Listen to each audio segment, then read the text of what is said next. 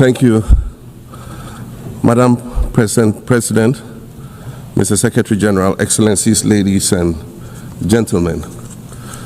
At this 80th session of the United Nations General Assembly, I'd like to speak about Africa's role in the future of this organization.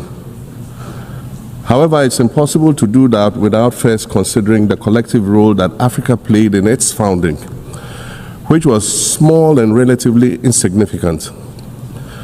Of the 51 member states involved in the founding of the United Nations in 1945, only 4 were African: Egypt, Ethiopia, Liberia, and South Africa. It is important to point out that the United Nations came into being in the aftermath of World War II because of the inability of its predecessor, the League of Nations, to avert a large-scale global conflict, which had been its guiding purpose when it was founded in 1920 at the end of the First World War.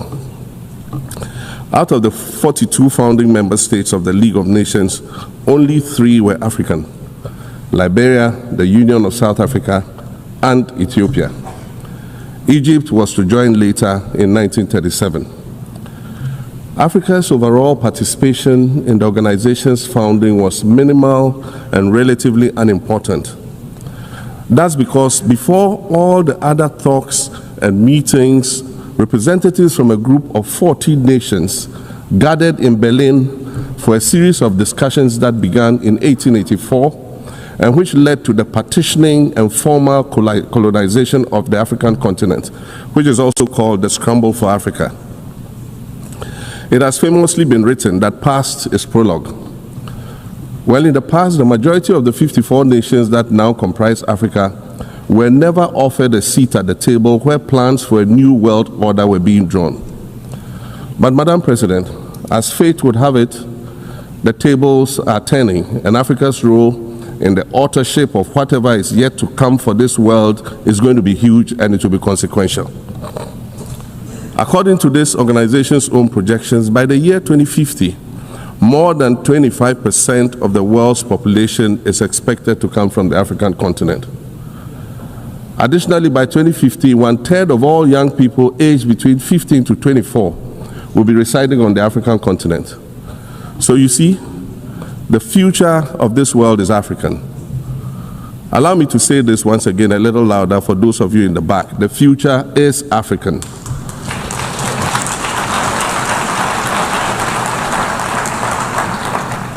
Already today, Africa is a catalyst for human potential and development, as well as for economic reform and ecological stability.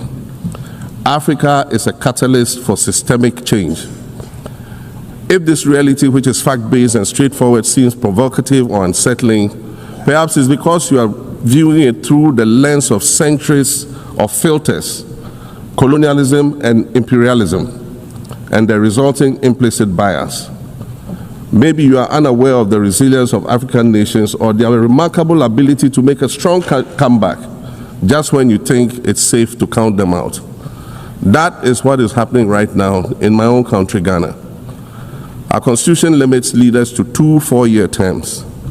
In January, I was sworn in for a second term, which, let me point out, was non-consecutive with my first term.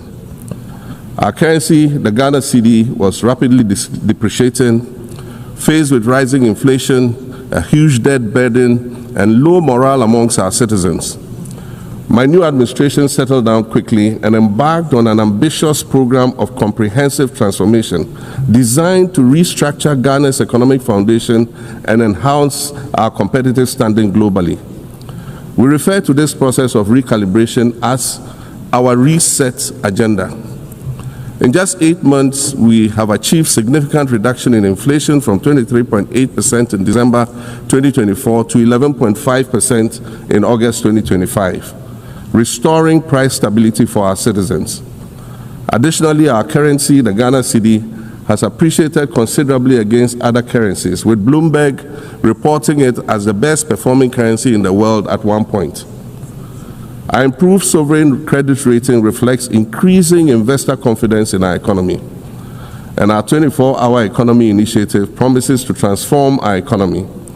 And there's a renewed willingness amongst our people to trust that their elected officials have Ghana's interests at heart and that we are progressing together. Madam President, I believe that in honor of this milestone celebration, the United Nations should also embark on a process of serious recalibration and establish its own reset agenda. Since the organization's founding, the number of UN member nations has nearly quadrupled. And quite frankly, it is not the same world that it was back then when the UN was formed. I mentioned earlier that I began my second non-consecutive term as president this past January. My first term ended in January 2017. In that span of time, 8 years, the world has changed with such ferocity. My first days in office after my return felt as though I had just awakened from a Rip Van Winkle-style sleep. Now, no, that was only after 8 years.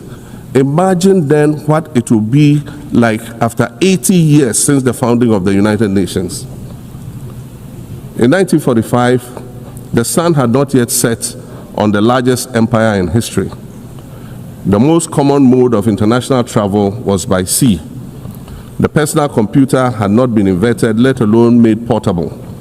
And television, a new convenience, was still in its infancy, albeit in black and white color.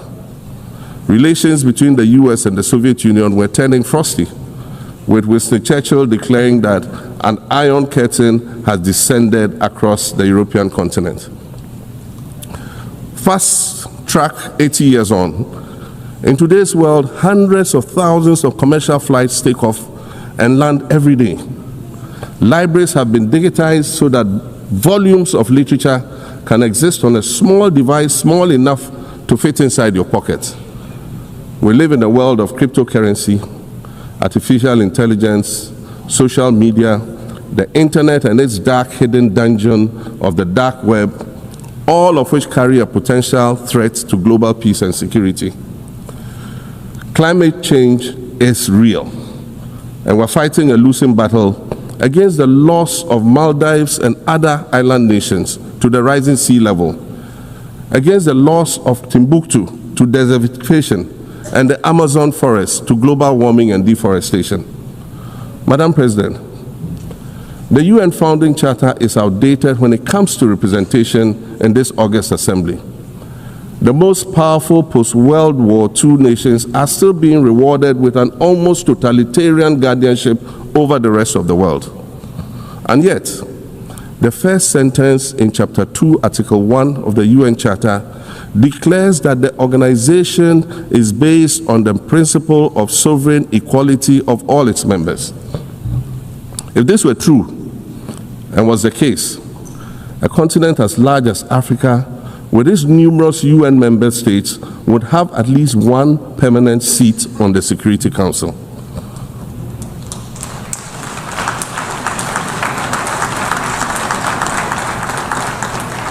Furthermore, we believe that veto power should not be restricted to only 5 nations, nor should it be absolute. There must be a mechanism in this House for the General Assembly to challenge a veto. No single nation should be able to exercise an absolute veto to serve its own interests in a dispute. In 1995, during the 50th anniversary of the United Nations, Nelson Mandela stood in this very spot, and he said, "The United Nations has to reassess its role, redefine its profile, and reshape its structures. It should truly reflect the diversity of our universe and ensure equity among the nations in the exercise of power within the system of international relations in general and the Security Council in particular." I close quotations. 30 years later, we African leaders are still making the same simple request for a permanent seat on the Security Council with the power of a veto. So today, Madam President, I stand here in this exact spot and ask the world, if not now, then when? We demand not only a reform of the Security Council, but also a reset of the global financial architecture, which is currently rigged against Africa. Africa must have a greater say in the world's multilateral financial institutions. And while I'm making requests, I'd like to call for the removal of the blockade on Cuba. As Dr. Kwame Nkrumah, our nation's founder, famously said, we seek to be friends with all and enemies to none. The Cuban people shed their blood on African soil in the fight against apartheid. And indeed, Cuba has been and continues to be a faithful friend of Africa. You see, the very fact that I can stand here and ask these things and say these things, and the fact that all nations can ostensibly gather here to address critical global issues, air our grievances, and express our concerns, that is what makes the survival of this organization so important. In every old city or village, you will find a town square, or a courtyard, or a plaza that once served as a gathering space for the citizens of the community and their leaders. Meetings and celebrations were held there, as were trials and elections. And these were spaces that brought people together and held them together as a community. Sadly, time and technology have eroded these spaces. Madam President, in many ways, the United Nations is the proverbial town square of our modern global village. And it has never been more critical for us to protect this one space that brings and holds the world nations together as a community.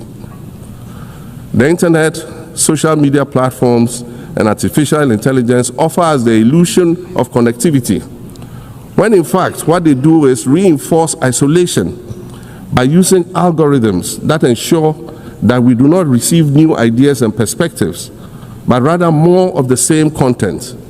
We are served alternative facts and manipulated images, making it easy to disseminate disinformation and sow seeds of division amongst communities. Madam President, these are dangerous times. Our world is currently experiencing a rise in nationalism and economic instability. There's a general breakdown of multilateralism.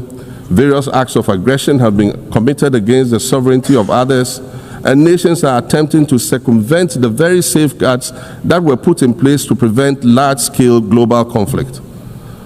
These conditions are all too similar to the ones that led to the League of Nations' failure in fulfilling its mandate. The denial of visas to President Abbas and the Palestinian delegation sets a bad precedent and should be deeply worrying to all member nations of the United Nations. Ghana recognized the state of Palestine in 1988 and supported a two-state solution to the conflict since then. And I say, contrary to the claims of some, a two-state solution would not be a reward for Hamas. It would rather be a reprieve for the hundreds of thousands of innocent women and children and people who are facing collective punishment and forced starvation for no reason other than the fact that they are Palestinian. For nearly 2 years, and for the fear of reprisals, we here in this General Assembly have been playing hide and seek with language to find the right words to help us avoid or excuse what we all know is taking place in Gaza. But here's the thing, it doesn't matter what you call it. If it looks like a duck, it swims like a duck, and quacks like a duck, well, then it must be a duck. The crimes in Gaza must stop.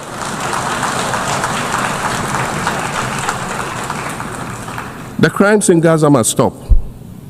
Madam President, I also want to draw particular attention to the conflict in Sudan, which this body has described as the world's largest humanitarian crisis. 12 million people have had to flee their homes. And when we speak of migration, we refer to the 12 million new Sudanese refugees, whom we as a global community should be willing to assist in much the same way that many member nations readily assisted new refugees coming out of Ukraine.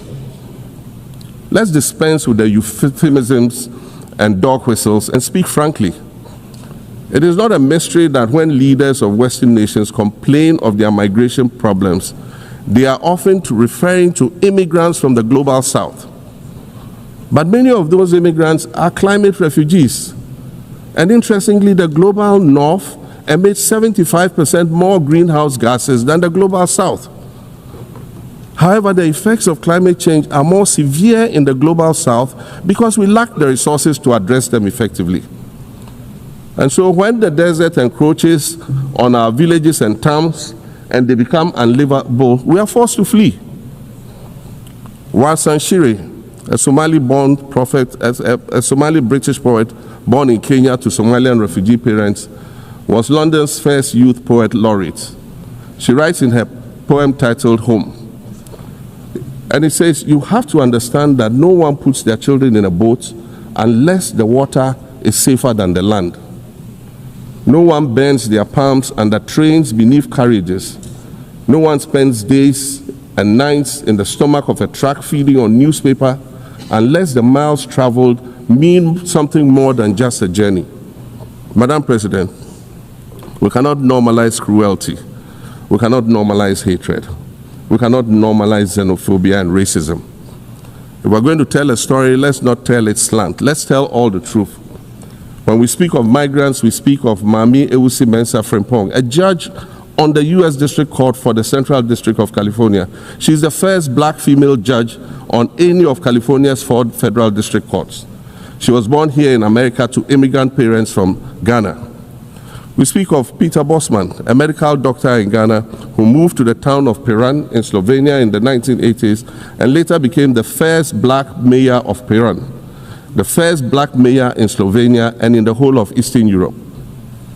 We speak of T. Michael, the iconic Ghanaian Norwegian artist and designer. And of course, we speak of the late Kofi Annan, former United Nations Secretary General.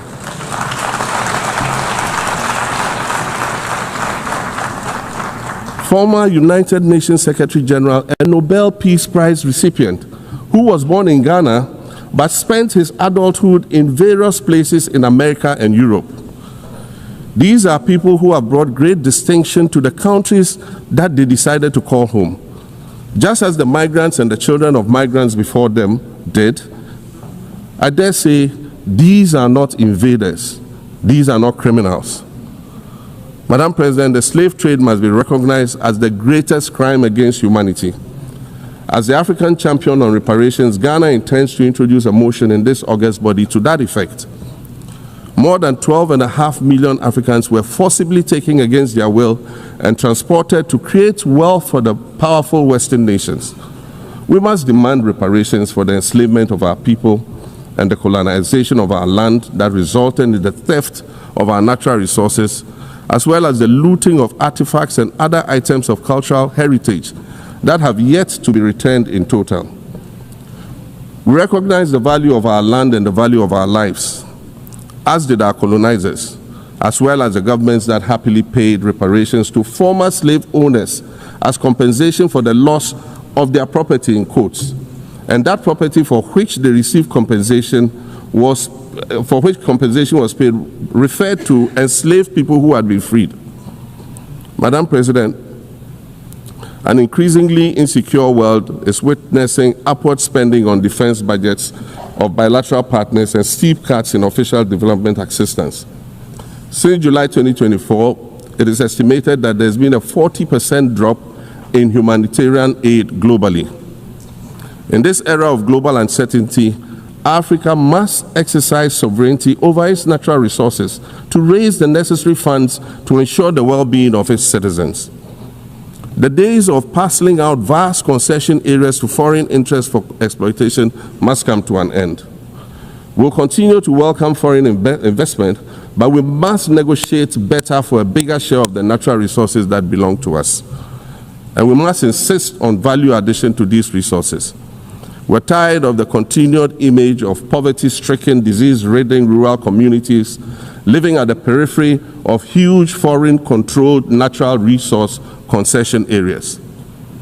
We're tired of having people extract the most they can from us and in return offer us the very least by way of respect, consideration, and dignity. We're tired of not being represented in ways that reveal the richness and complexity of our history or acknowledge all that we have overcome to arrive here in this liminal space of untold possibilities.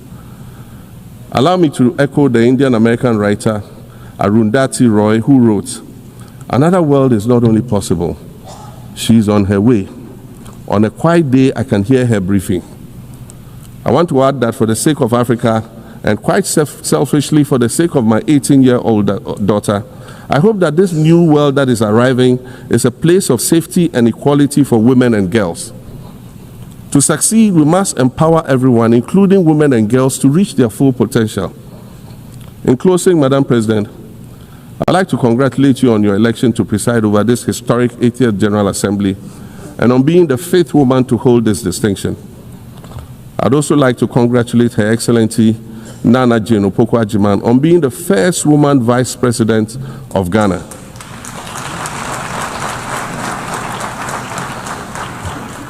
Now every Ghanaian girl knows the heights to which she can ascend.